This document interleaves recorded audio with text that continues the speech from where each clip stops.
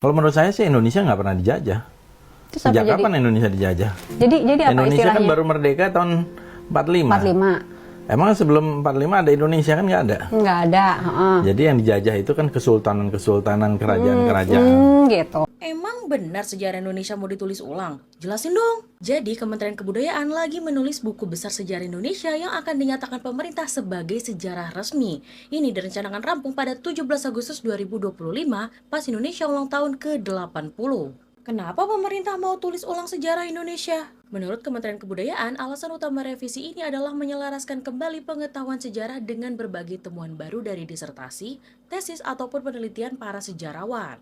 Berarti melibatkan banyak pihak dong. Menteri Kebudayaan Fadlizon bilang penulisan ulang sejarah Indonesia melibatkan 113 penulis, 20 editor jilid, dan 3 editor umum dari kalangan sejarawan serta akademikus bidang ilmu arkeologi, geografi, sejarah, dan ilmu humaniora lainnya. Banyak juga ya. Nah, kalau rencananya rampung tanggal 17 Agustus 2025, sekarang prosesnya udah sejauh mana? Ketika rapat kerja dengan Komisi 10 pada 26 Mei 2025, penulisan beberapa jilid naskah sudah mencapai 50% dan 70%. Bahkan ada pula yang sudah 100% rampung. Ini bakal disosialisasikan dulu ke publik kan? Gak langsung diterbitkan?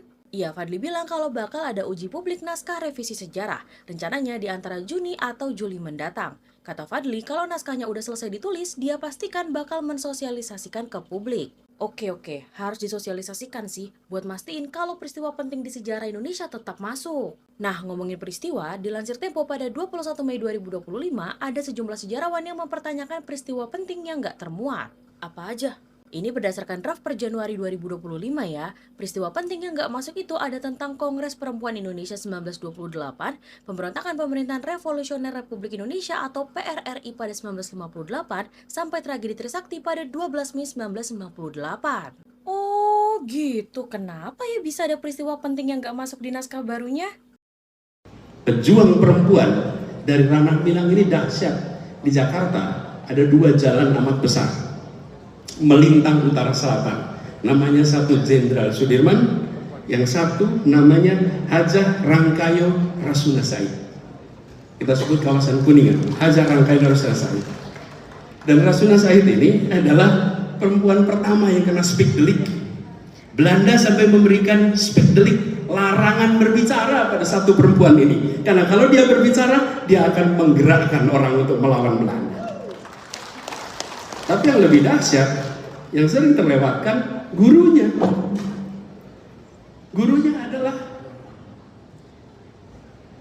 Rahmah Al-Yunusyah. Rahmah Al-Yunusyah ini dahsyat tapi terlewatkan. Kita perhatikan muridnya, namanya Rasuna Said. Dan banyak orang di Jakarta mengira Rasuna Said itu laki-laki. Padahal Rasuna Said itu perempuan. Sekitar tahun 56-57, datang mufti dari Al-Azhar Mesir ke Indonesia, lalu dibawa oleh Muhammad Natsir pada waktu itu ke Padang Panjang, datang ke Diniah Putri, sebuah perguruan perempuan. Dan sampai di Diniah Putri itu, mufti dari Al-Azhar terheran-heran. Kenapa? Seluruh murid di tempat itu adalah perempuan. Seluruh murid di situ menguasai bahasa Arab, menguasai bahasa Belanda, bisa berbahasa Inggris, paham Quran, yang tidak pernah terbayangkan mereka sebelumnya. Al-Azhar berdiri 970, sampai dengan saat itu tidak ada perempuan yang sekolah di universitas itu. Mufti ini tercengang melihat ada satu sekolah isinya perempuan semua dan setara dengan laki-laki. Apa yang terjadi? Tahun berikutnya Rahmah Al-Yunusyah diundang ke Mesir dan dia membuka program perempuan pertama yang kemudian berdampak pada perubahan pendidikan di seluruh dunia Islam. Siapa yang memulai? Seorang perempuan dari ranah Minang, Rahmah Al-Yunusyah. Bayangkan sebuah universitas terkenal di dunia, umurnya hampir 1000 tahun, tidak punya murid perempuan, tidak punya dosen perempuan. Tapi di sini mereka mengirimkan pesan pada semua bahwa perempuan memiliki hak yang sama dan perempuan justru tiang untuk kemajuan sebuah bangsa. Sudah saatnya Rahmah Al-Yunusyah mendapatkan gelar pahlawan nasional.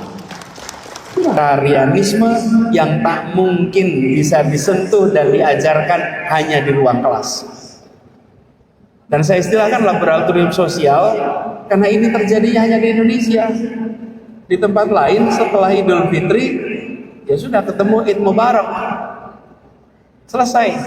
Di kita setelah sholat Idul Fitri selama 1 bulan semua yang kaku, yang beku dilenturkan, semua yang berjarak didekatkan. Nah, dalam situasi ini kita juga menyaksikan yang kaya berbagi dengan yang kurang, bukan karena survei, bukan karena laporan data, tapi karena rasa, karena hati yang disentuh selama 1 bulan di bulan suci Ramadan. Ini pelajaran tentang keadilan, ini pelajaran tentang keberpihakan, ini pelajaran tentang ketakwaan. Karena selama 1 bulan kita merasakan betul proses menuju derajat ketakwaan yang lebih baik. Ya ayyuhalladzina amanu kutiba alaikumusiyam kama kutiba alal ladzina min qablikum la'alakum tattaqun. Kita mengarah menuju takwa dan 1 bulan itulah yang kemudian menjadi bekal memasuki bulan Syawal. Nah, kalau dalam konteks pendidikan, maka 1 bulan kemarin itu adalah kurikulum intervensi. Masuk bulan Syawal ini, saya melihat ini buat ibu bapak guru ada peran strategis menjadikan pengalaman sosial saat Lebaran sebagai bahan refleksi di ruang kelas. Jadi ibu bapak guru, kalau anak-anak kembali sesudah musim Lebaran, jangan cuma ditanya begini, bagaimana liburannya kemarin? Ya itu baik-baik saja, tapi tidak cukup. Tapi tanya begini, apa yang kamu pelajari dari pertemuan halal bihalal? Apa yang kamu pelajari dari permintaan maaf lahir dan batin? Dari situ anak-anak akan merasakan bahwa belajar itu bukan dari tulisan yang ada di papan tulis, bukan sekedar dari lisan gurunya, tapi belajar itu dengan melihat fenomena dan mengambil hikmah dari fenomena. Jadi pelukan nenek, pelukan ibu, kehangatan kumpul keluarga, obrolan keluarga jadi bahan pelajaran, tidak terlewat begitu saja. Ditambah lagi Mas sekalian, kita punya tradisi mudik. Walaupun kalau di Jogja ini hampir semuanya ansor gitu ya. Kalau di Jakarta mayoritas muhajirin di sana itu. Jadi kalau sudah waktu Lebaran ya semua keluar. Kalau Jogja barangkali bagian menampung ini yang paling pergi. Nah, mudik ini ibu sekalian jadikan sebagai bahan pelajaran di ruang kelas. Ketika anak-anak mau berangkat mudik, mau berangkat keluar kota, pesankan, nah nanti di jalan kau jangan buka HP terus, lihatlah keindahan perjalanan di perjalanan pulang, yang naik bis, yang naik kereta, yang pakai pesawat, yang naik mobil, sepanjang jalan lihatlah Indonesia. Jangan kita sepanjang jalan lihat HP. Kalau sepanjang lihat HP nggak ada pengalaman perjalanan, yang ada dan nonton HP. Yang kedua, ini adalah sebuah proses kembali ke akar, kembali kepada runtutan silsilah keluarga. Coba sekalian, ini materi anak-anak, jelaskan tentang keluarganya, asal muasalnya, kisahnya. Dan anak-anak itu kemudian diajarkan tentang identitas, diajarkan tentang akar asal muasal yang tidak boleh dilupakan. Nah, ini semua materi pelajaran. Lalu yang kecil-kecil sekalian, antri di jalan raya, berdesak-desakan di kendaraan umum. Di situ ada pelajaran tentang empati, belajar tentang sabar. Yang itu semua jauh lebih kuat daripada sekedar disampaikan sebagai teori di ruang kelas. Dan bila ibu bapak menjangkau lebih jauh, maka itu bisa jadi pelajaran tentang toleransi, tentang ketaguhan sosial. Jadi ibu sekalian, jangan lebaran itu selesai di masjid, jangan lebaran itu selesai di meja makan, jangan lebaran itu selesai di lontong dan kupat lebaran. Tapi lanjutkan lebaran itu ke papan tulis, lanjutkan lebaran itu ke ruang diskusi, lanjutkan lebaran itu menjadi hikmah untuk dibahas di ruang-ruang kelas tempat ibu dan bapak mengajar. Dan saya yakin guru yang peka akan menangkap momen ini untuk membicarakan solidaritas, bukan hanya menyampaikan apa yang ada dalam silabus. Dan ibu sekalian, kita ini berada di zaman di mana pendidikan karakter ini sedang dicari-cari formulanya. Padahal kita ini sejak kecil sudah punya fenomena sosial yang bisa menjadi kurikulum sosial yang amat kaya setiap bulan Syawal itu datang.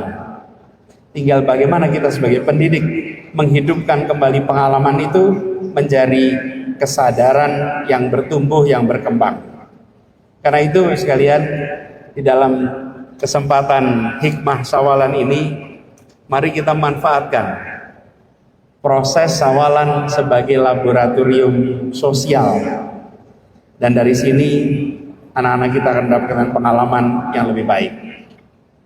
Yang berikutnya, saya ingin sedikit menyinggung soal Syawal sebagai titik awal untuk pembaharuan sekolah-sekolah kita.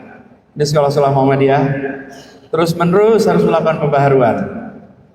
Setelah 1 bulan sebagai manusia kita menahan diri, memperdalam makna kehidupan, Syawal itu seakan hadir sebagai ruang baru untuk memulai sesuatu yang lebih baik.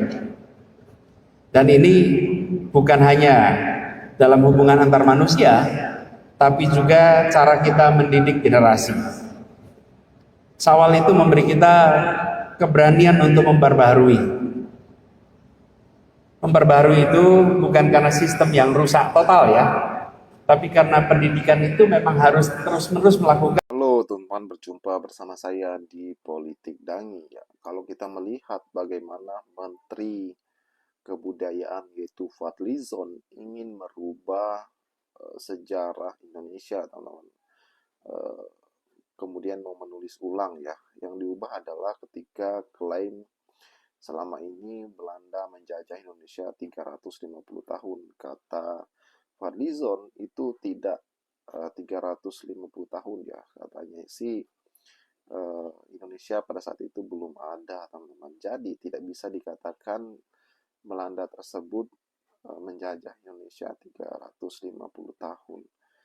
Dan kalau misal pemikirannya seperti itu, teman-teman, ya kenapa kita mengklaim misalnya banyak sejarah-sejarah kerajaan-kerajaan yang ada sebelum Indonesia ya. Kita menganggap itu adalah sejarah, misalnya sejarah Majapahit, Sriwijaya, dan sebagainya. Itu adalah kebudayaan Indonesia. Padahal kan Indonesia belum ada juga pada saat itu. Jadi pemikiran Fadlizon itu aneh dan ngawur menurut kita ya. Bagaimana menurut kalian?